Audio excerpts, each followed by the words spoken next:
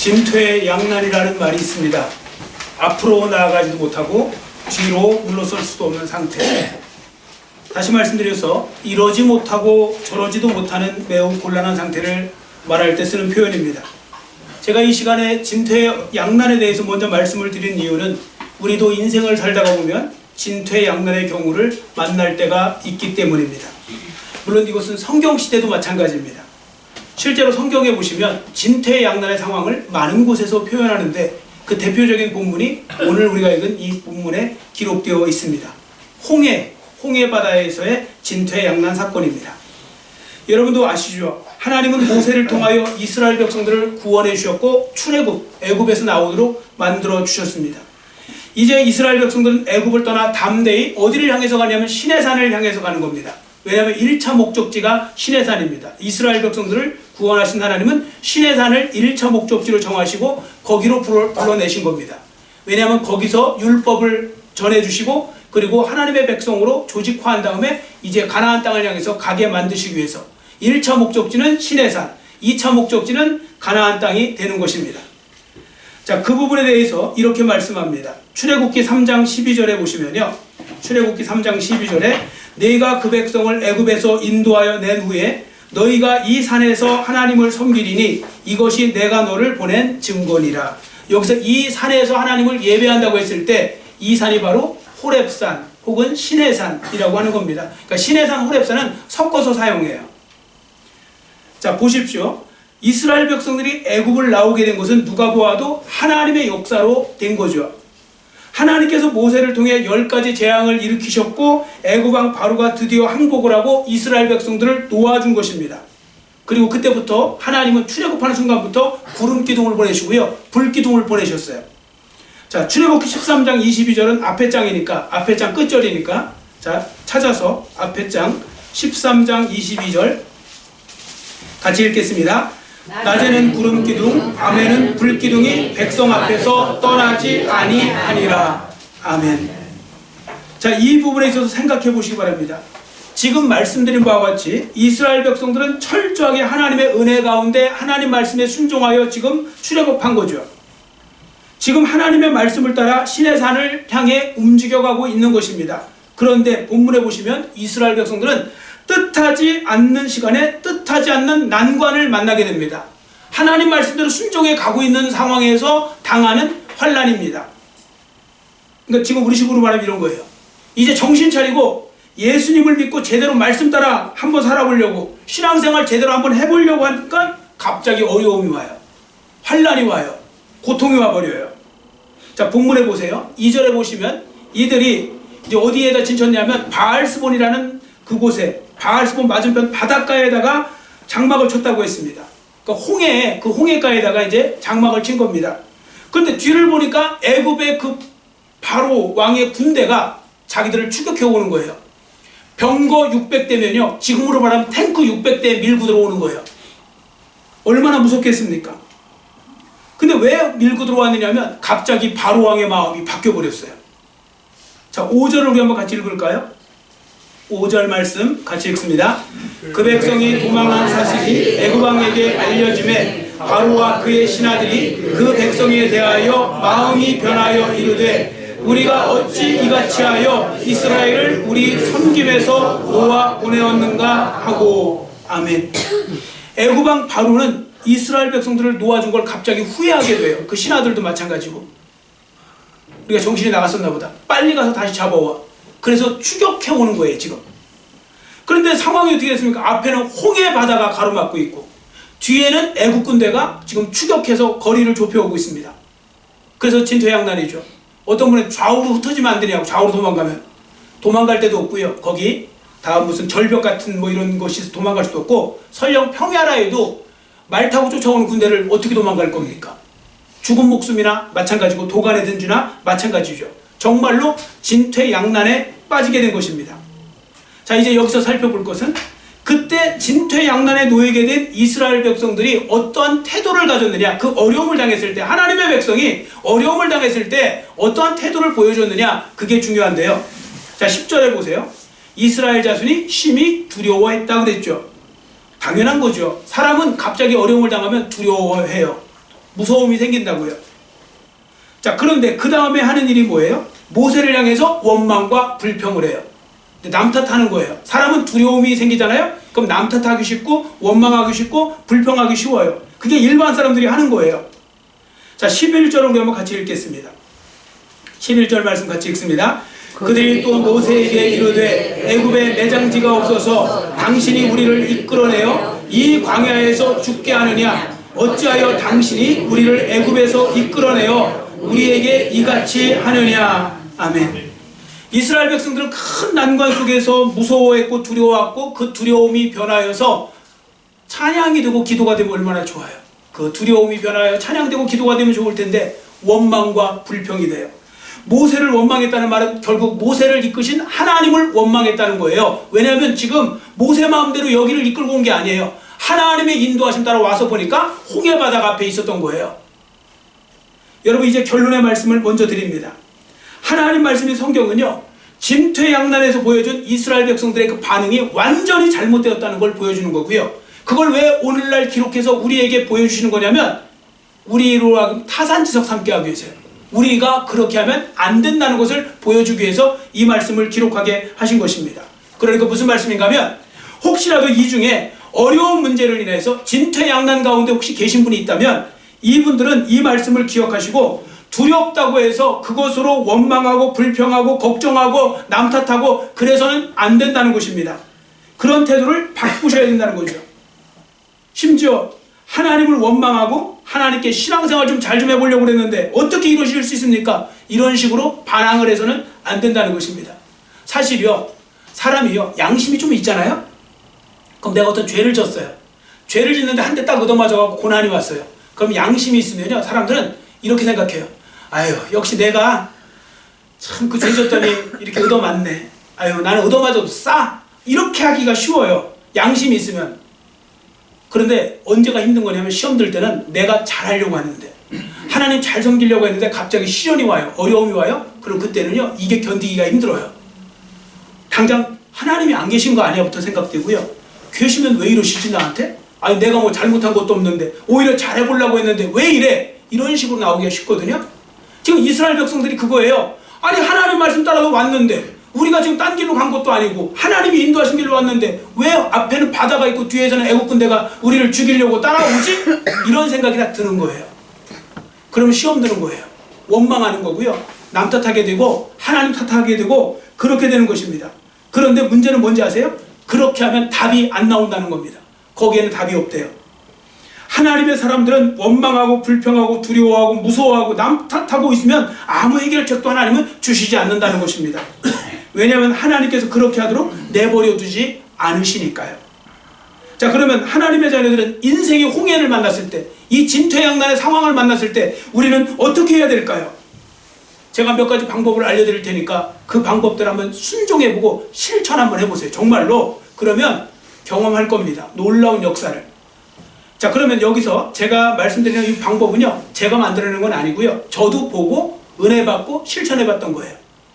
이게 누구의 방법이냐면 19세기에 남아프리카의 성자라고 했었던 그 앤드류 머레이라는 유명한 목사님이 있어요. 그분이 기도의 대가라고도 해요. 그분이 어느 날 자기도 진퇴양난 홍해에 갇혀있는 것 마냥 그런 경험을 했어요. 무서웠어요. 두려웠어요. 그런데 차분히 성경을 읽다가 이 본문을 보면서 그가 깨달았어요. 그리고 어떻게 이 진퇴양난의 상황에서 벗어날 수 있는지, 예수 믿는 사람들은 어떻게 고통이 오고 고난이 왔을 때 어떻게 이겨나가야 되는지를 보여줍니다. 그러면서 그가 깨달은 것을 일기장에 썼고 평생 그 말씀대로 살았대요. 그걸 제가 지금 말씀드리려고요. 3가지예요. 뭘 기억하셔야 되느냐? 진퇴양난, 홍해 앞에 우리가 딱 서게 되잖아요. 인생의 홍해 앞에. 그러면 나를 이러한 환경에 처하게 하신 분이 하나님이시라는 걸 인정하시라는 겁니다. 나를 이런 상황에 놓이게 하신 분이 하나님이시다.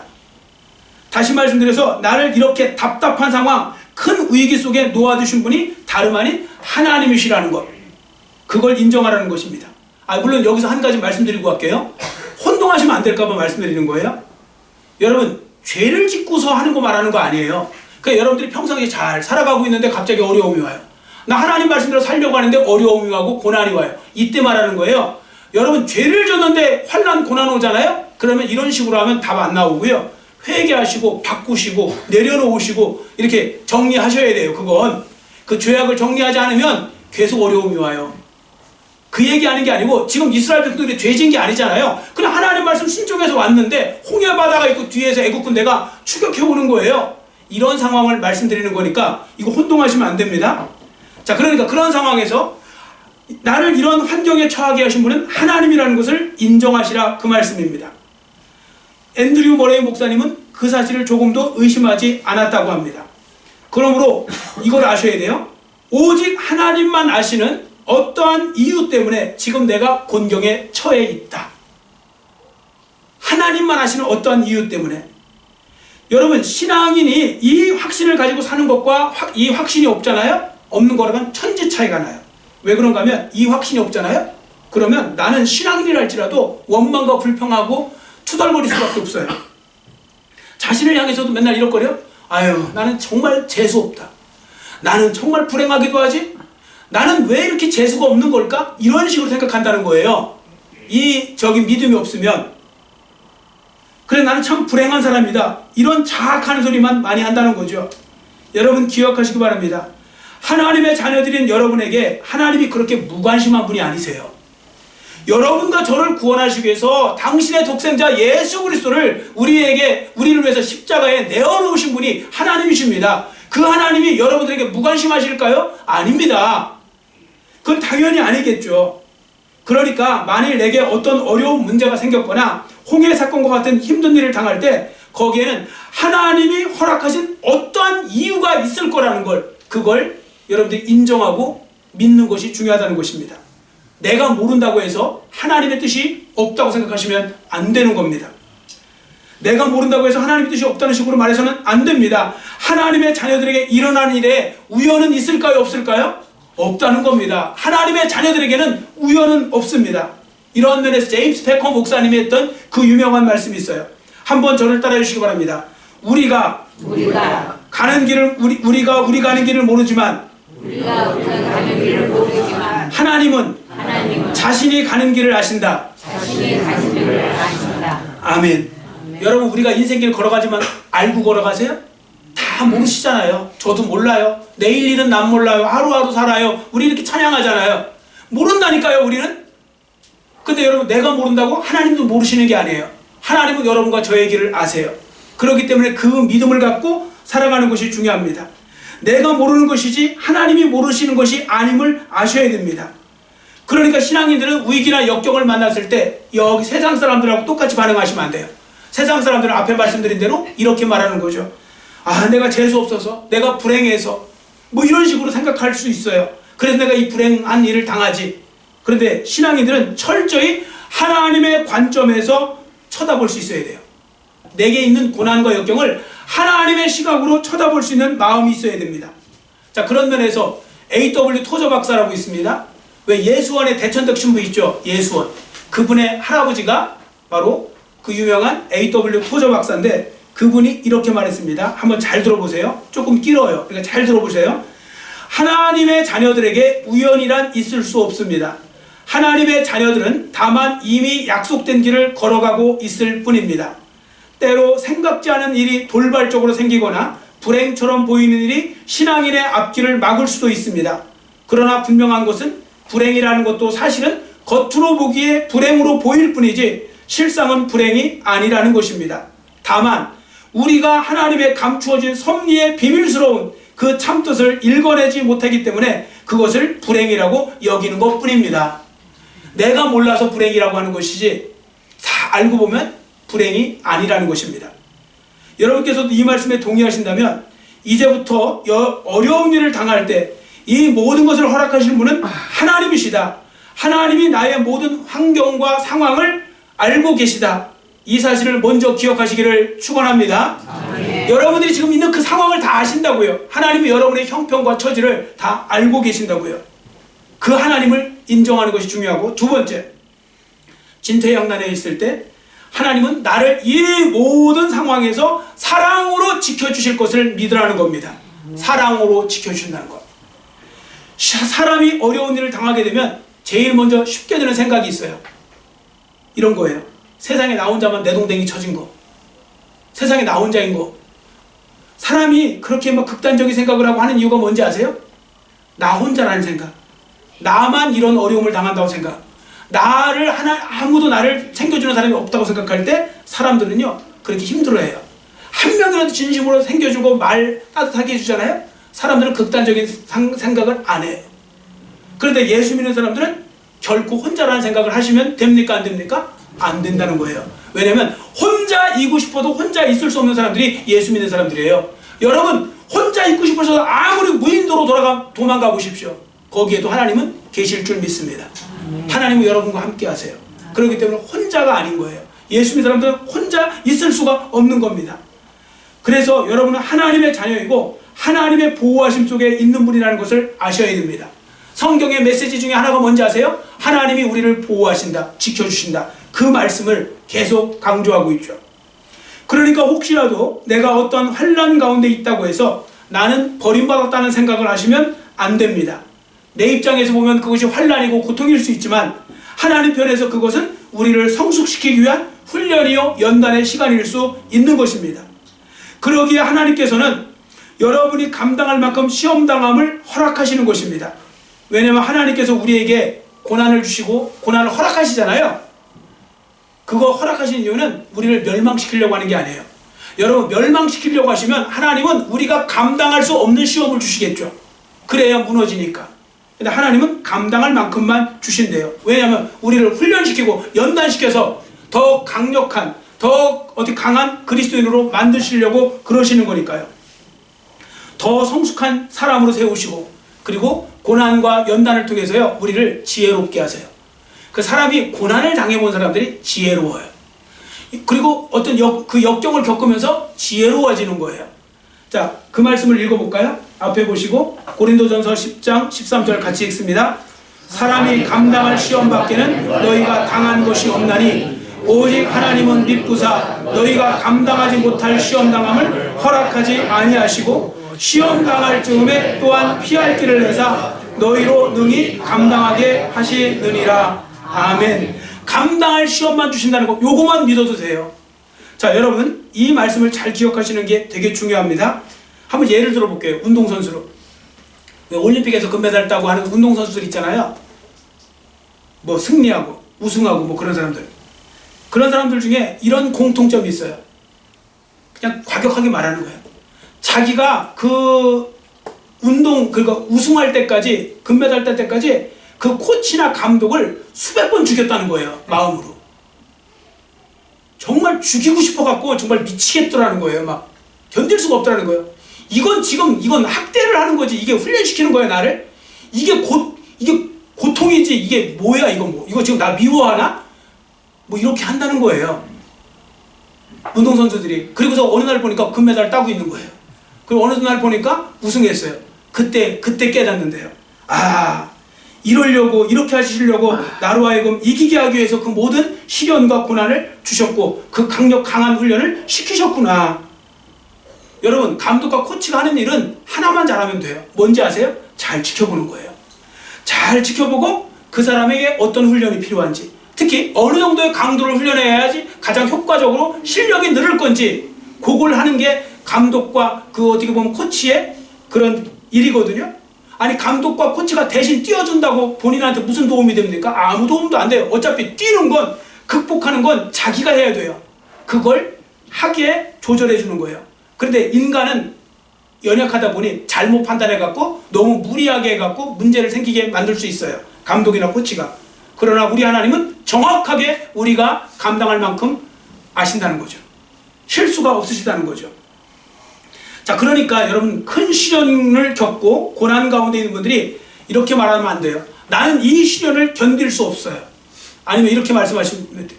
나는 이렇게 말씀하시면 안 돼요. 하나님 저에게 이런 시련을 왜 주십니까? 이 시련은 견딜 수 없는 시련입니다. 그렇게 하시면 안 된대요. 어떻게 해요? 나는 이 시련을 견딜 수 있어. 감당할 수 있어. 하나님이 감당할 수 있는 시련만 주신다고 했어. 그러니까 나는 기도하면서 최선을 다해봐야지. 그러면 거기에 기적이 일어날 줄 믿습니다. 아니 이건 정말이에요. 이건 저는 너무 많이 겪었어요. 사람은요 다 지가 무너져요. 스스로. 뭐 하다 보면 이건 안 돼. 그래서 부정적인 말하는 사람이 안 될 수밖에 없는 게 다 자기가 무너져 버려요. 안 돼, 안 돼, 이건 안 돼. 이걸 하라고, 이건 안 돼. 내 한계치가 안 돼. 하나님이 아신다고요. 해보면 된다니까요. 되니까 하라고 하시는 거예요. 하나님의 말씀을 믿으세요. 여러분의 감정을 믿지 마시고, 여러분의 그 연약한 눈을 보지 마시고, 어떤 때는 자기가 자기를 너무 시원찮게 여기는 경우가 있어요. 근데 하나님은 아니야. 너 그거 해낼 수 있어. 이길 수 있어. 해봐. 해봐. 이렇게 할 수 있다고요. 그걸 해나가셔야 돼요. 그러면 반드시 놀라운 역사 일어날 줄 믿습니다. 아멘. 그러니까 아무리 내가 어려운 가운데 있다 할지라도 하나님은 내가 모든 연단의 과정을 통과할 때까지 여하튼 중요한 건 지켜주시고 보호해 주시면서 잘 이끌어 주시는 것입니다. 자, 시편 121편 7절 8절 같이 큰 소리로 읽습니다. 여호와께서 너를 지켜 모든 환난을 면하게 하시며 또 내 영혼을 지키시리로다. 여호와께서 너의 출입을 지금부터 영원까지 지키시리로다. 아멘. 하나님께서 여러분의 모든 시간과 모든 상황에서 지켜주심을 믿으시기를 축원합니다. 아멘. 그래서 우리가 항상 부를 때 예배 찬송 제가 고정곡으로 만들어 놓은 거 있죠. 383장 너의 출입을 지금부터 영원까지 지키시리로다. 그 말씀을 갖고 찬양 만든 거잖아요. 여러분 우리의 출입을 지키시고 우리를 붙들어 주시는 하나님을 믿으시고 그 안에서 힘을 내셔서 무조건 하여튼 예수 믿는 사람들은 믿음의 긍정성을 가지고 전진하시고 도전해 보시기를 축원합니다. 아멘. 도전하면 돼요. 하다 보면 또 돼요. 다 하는 곳에 길도 생기고 그러는 것이죠. 자, 그러니까 여러분들 그 믿음을 가지고 살아가시면 되고요. 세 번째, 하나님은 또 뭘 기억하셔야 되느냐. 진퇴양난에 있을 때 내가 당하는 모든 시련을 마침내 축복으로 바꿔주실 거라는 거, 복으로 바꿔주실 거라는 걸 기대하고 믿으라는 것입니다. 하나님이 우리를 시험하실 때는요 목적이 있어요. 여러분 마귀가 여러분을 시험해요. 마귀가 여러분을 시험할 때는 목적이 있어요. 멸망시키려고 하는 거예요. 여러분 그래서 뭐 영어로 뭐 굳이 또 표현하잖아요. temptation. 마귀가 하는 건 temptation. 하나님이 하는 건 테스트. temptation은 뭡니까? 유혹해갖고 무너뜨리는 거예요. 그 사람을 죽이려고 하는 거예요. 마귀가 하는 것이 그거예요. 자, 그런데 우리 하나님은 다 허락하시는데, 그 시험을 허락하시는데 목적이 있어요. 선한 목적입니다. 예를 들어 믿음을 시험하기도 하시고 우리에게 지혜를 가르쳐 주시기도 하고 그렇습니다. 더 성숙하게 만들어 주시기도 하고 그런 것입니다. 자, 본문에 보시면 이스라엘 백성들에게 왜 홍해의 시험을 하셨는지 그 이유를 가르쳐 줍니다. 4절. 자, 4절 말씀 같이 읽겠습니다. 내가 바로의 마음을 완악하게 한즉 바로가 그들의 뒤를 따르리니 내가 그와 그의 온 군대로 말미암아 영광을 얻어 애굽 사람들이 나를 여호와인 줄 알게 하리라 하시매 우리가 그대로 행하니라. 아멘. 이 말씀에서 보신 바와 같이 하나님께서 홍해 사건을 허락하신 이유 두 가지를 일단 말씀하여요. 첫 번째는 뭐냐면 애굽 사람들한테 너희가 지금까지 믿었던 그 신들이 다 엉터리라는 걸 드러내신 거예요. 그리고 여호와 하나님만 참신이라는 걸 드러내는 겁니다. 여러분 왜 출애굽기에 10가지 재앙 아시죠? 자, 뭐부터 있죠? 10가지 재앙. 무슨 재앙부터 있어요? 피. 그 다음에 올챙이요? 개구리. 그 다음에 이. 그 다음에 파리. 그 다음에 이제 그만해요. 그냥 이렇게 외우시면 돼요. 피게 이파 악도금의 흑장. 피게 이파 악도금의 흑장 하면 앞에 딱 따는데 피, 개, 개구리, 피게 이파, 파리, 악질, 그 다음 독종, 뭐 악도금의 우박, 메뚜기, 뭐 이렇게 뭐 흑암, 장자재앙 이렇게 해서 10가지 외우시면 되고요. 자, 그런데 거기에 다 그게 신들 이름이에요. 애굽 사람들은 참 모든 걸 다 신으로 만들어갖고 개구리 신, 나일강 신, 뭐 별의 신 다 있어요. 자, 그런데 그게 다 엉터리라는 걸 10가지 재앙을 통해서 다 하나님이 박살을 내놓으신 거예요. 그리고 여호와 하나님이 참신이라는 거. 그리고 그걸 보면서 특히 홍해 사건을 통해 이스라엘 백성들에게 믿음을 키우시기 위해서 이 사건을 주신 거예요. 여러분 강한 데서 강한 게 나오고요. 약한 데서 약한 거 나와요. 여러분 평상시에 사소하게 조금씩 어떤 그 일이 일어나잖아요. 여러분들 눈치도 못할 뿐더러 하나님의 은혜라고 생각도 안 해요. 근데 내가 죽을 뻔했네? 근데 그 상황에서 막 홍해 앞에서 갑자기 살아나잖아요? 그러면 믿음이 확 커요. 저 아시죠? 2년 반 전에 죽을 뻔했다가 중환자실에 있다가 그 코로나로 인해서 숨 넘어가기 직전에 살아나갖고 여기까지 온 거거든요. 그때 제 믿음이 훨씬 더 컸어요. 안 믿어주시나요? 그게 훨씬 컸다니까요, 진짜로. 사람이 진짜 그 죽기 직전 과정 있잖아요. 마지막 산소까지 다 썼으니까요. 마지막 산소까지 그거 쓰고 더 이상 하면 안 된다고 했으니까 폐가 망가져갖고. 근데 지금 멀쩡하게 설교하고 있죠. 이게 정말 제가 봐도 기적 중에 기적이었거든요. 자, 근데 그걸 딱 보고 나니까 이 말씀이 너무너무 실감나는 거예요. 강한 것은 강한 은혜를 줘요. 약한 것은 약한 은혜를 줘요. 그래서 하나님께서 아주 그냥 극적으로 만들어요. 사랑하는 자는 더 그러시는 거 아시죠? 그런 부분들 속에서요. 그러므로 성도들이 기억해야 될 것이 있습니다. 하나님이 허락하신 시험은 반드시 뭐가 있어요? 끝이 있어요. 그 시험을 잘 통과하고 나면 반드시 복으로 바뀌어요. 그래서 이게 전화위복이라는 말이 제가 좋아하는 표현인데 그래서 나오는 거예요. 화가 변하여 복이 되게 만들어 주시는 것입니다. 그 은혜를 주신다는 거죠. 자, 그러므로 시험이 축복으로 변하는 역사가 일어나게 해 주신다는 것입니다. 이거 기억하세요. 하나님이 허락하신 시험은 반드시 하나님이 책임져 주신다는 겁니다. 앞부분에 말씀드렸죠. 죄 짓고 하는 거 말고요. 죄 짓고 고난당하는 건 하나님 책임 안 지세요. 그건 회개해야 바뀌어져요. 내가 그걸 내려놓고 그것을 갖다가 포기하고 그것을 어쨌든 처리해야 바뀌어져요.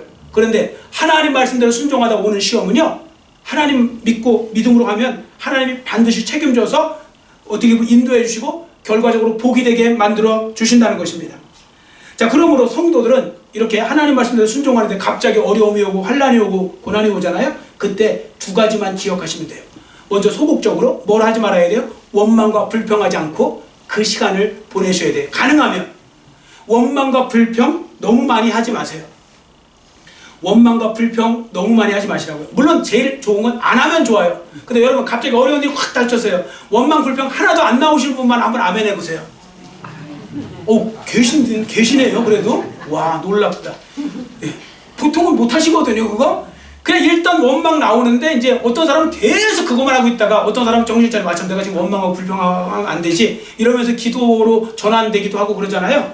근데 여러분 가능하면 안 하시면 좋은데 너무 많이는 하지 마세요. 자꾸 원망 불평도 하면 늘어요. 여러분 원망도 훈련이고요. 좋은 말, 칭찬도 훈련이고요. 다 훈련이에요, 말은. 이게 말이 계속 이렇게 훈련이 돼서 나온다고요. 하나님은 여러분이요, 어떤 상황 속에서도 감사하며 하나님을 찬양하며 살기를 원하세요. 아니, 그러려고 시험을 주시는데 계속 원망하고 불평하면 뭐만 늘어나는지 아세요? 시험 기간만 늘어나세요. 시험 기간만. 자, 그러니까 여러분들 원망과 불평하지 마시고요.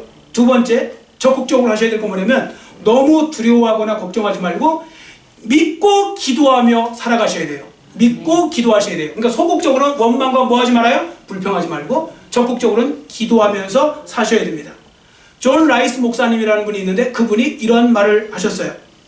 이것도 한번 저를 따라주세요. 걱정이란 하나님께서 마침표를 찍어놓은 곳에 또다시 물음표를 찍는 것이다. 아멘. 걱정은 하나님이 이미 다 마침표 찍어놨는데 해결해 놓으셨는데 거기다 다시 걱정하면서 이제 물음표를 찍는 거래요. 그래서 여러분들 제가 종종 말씀드리는 거 있죠. 제가 깨닫는 것 중에 하나. 여러분들 기도한 다음에 물음표 찍으면 돼요, 안 돼요? 기도한 다음에 무조건 마침표 찍고 기다리셔야 돼요. 근데 되게 기도할 때는 찐하게 기도하셨다가 저거 나가시면서 그래 되겠어? 뭐 이런 식으로 물음표를 찍어서 아무 역사도 안 일어나는 거예요.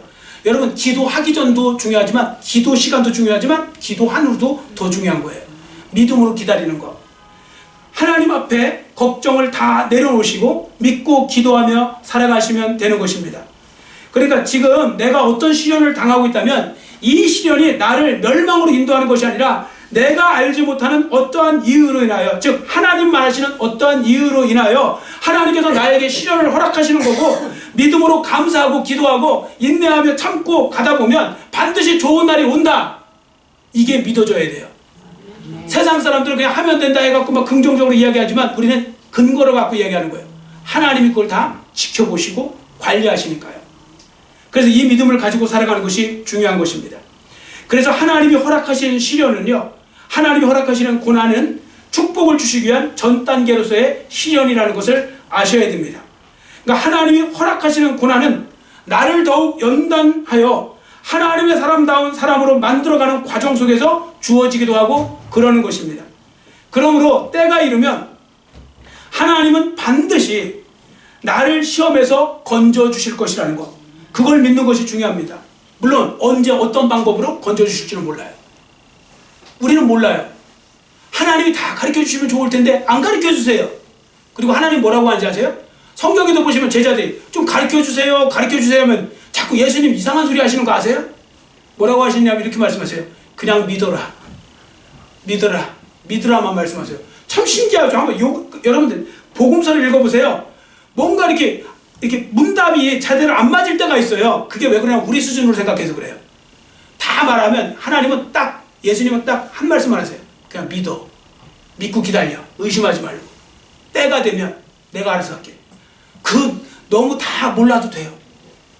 여러분 어디 기차 타고 어디 가시는데 그 기관사만 알면 되지, 여러분이 뭐 다 아실 필요가 뭐 있어요. 어차피 기관사가 다 알아서 인도하고 갈 텐데요. 근데 맨날 그 기관사 옆에 앉아갖고 여기는 어디예요? 제대로 가군이 있는 거예요? 뭐 탈선되는 거 아니에요? 이러고 앉아있으면 기관사 열 받아요 안 받아요? 열 받죠. 그냥 믿음으로 구하고 그냥 기도하고 기다리면 돼요. 그러면 때가 되면 하나님께서 일정한 시간이 되면 일으키세요.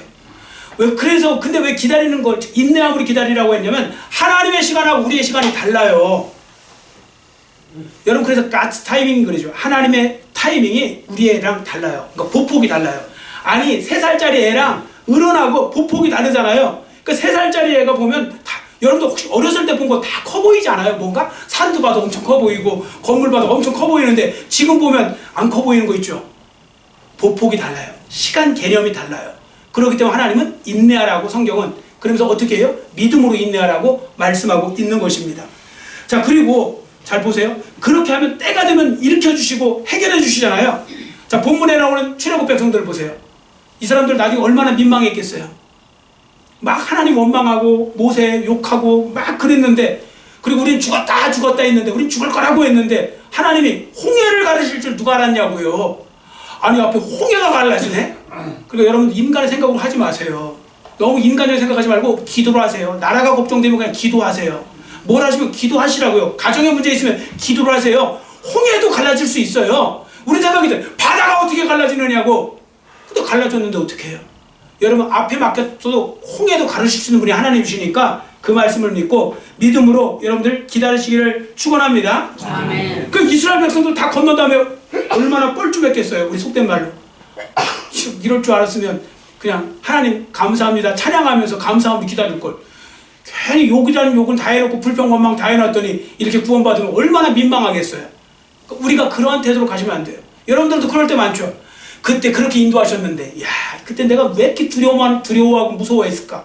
그때 그냥 왜 이렇게 걱정만 하고 있었지? 내 몸만 상했네. 이럴 때가 있단 말이에요. 그래서 하나님이 하시는 일을 우리가 자꾸 함부로 판단하지 마시고 하나님을 붙잡고만 계세요. 그리고 하나님 안에서 그냥 하실 수 있는 최선을 다하세요. 그러면 거기서 길이 열리고 그러는 겁니다. 제가 어느 날 긴 그 빌딩 그 복도 갔다가 깨달은 거잖아요.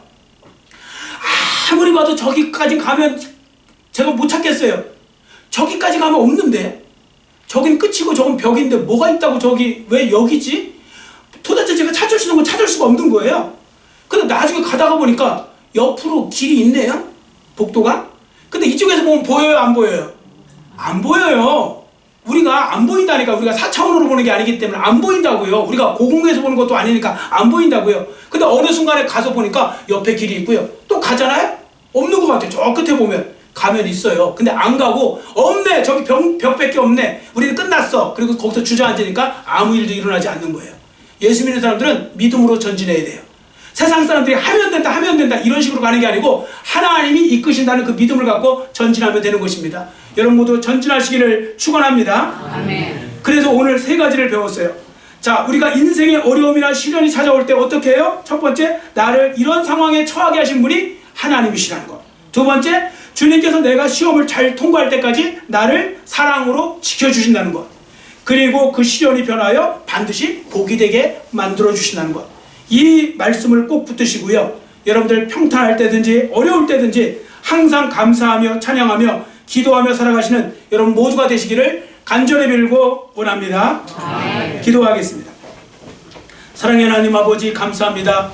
진퇴양난에 빠지셨습니까? 라는 제목을 가지고 하나님의 음성을 오늘 들었는데 이 말씀이 오늘 우리의 삶에 잘 적용되어지기를 원합니다. 우리에게 얼마나 믿음이 부족하고 연약한지 우리도 세상 사람들하고 똑같이 걱정하고 또 걱정하다가 원망하고 불평하고 남 탓하고 이런 일이 생겨나면 안 되겠습니다. 하나님 아버지 도우시고 인도하여 주시며 이스라엘 백성들의 전철을 밟지 않게 하여 주시고 우리는 더욱더 큰 믿음을 가지고 아버지 하나님 앞에 모든 것을 맡기고 믿음으로 바라며 믿음으로 기대하며 그리고 하나님께서 모든 것 속에 어떤 뜻을 가지고 우리에게 시련도 때로는 허락하신다는 것을 믿고 그것을 오히려 담대히 잘 견뎌나가기를 원합니다. 하나님이 지켜주실 것을 믿고 담대히 잘 견뎌나가서 결국 승리하고 복으로 바꾸고 전화위복의 은혜를 누리는 하나님 나라의 주인공들 모두가 될수록 은혜 베풀어 주시옵소서. 감사드리오며 예수님의 이름으로 간절히 축복하오며 기도드렸사옵나이다.